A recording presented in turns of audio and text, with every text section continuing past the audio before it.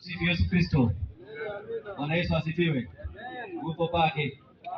Okay, aliunganisha ngo Isaya Mungu kasera.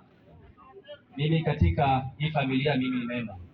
Toka tukiwa wadogo, kaka zetu hawa Peter, marehemu Niko na leo marehemu Maina Howina Nyela. Sisi wote ni familia moja. Na toka zamani tumekuwa tukishirikiana katika misiba na hata katika raha.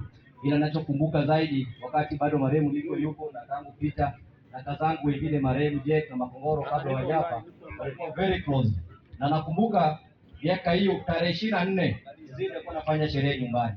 Tarehe 25 kaka yetu Makongoro alikuwa anafanya nyumbani. Tarehe 26 alikuwa anafanya Jack Jeremia. Tarehe 31 tulikuwa tunakuja hapa kufungua mwaka mpya. Kwa hiyo ni historia yetu.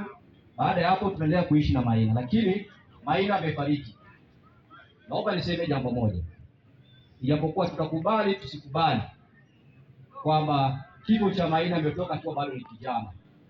Na tupende tusipende, hizo letu tupendage ukweli. Lakini hiki kifo kilikuwa sio kifo cha kawaida. Na naomba niwaambie jambo moja. Jinai haifutiki.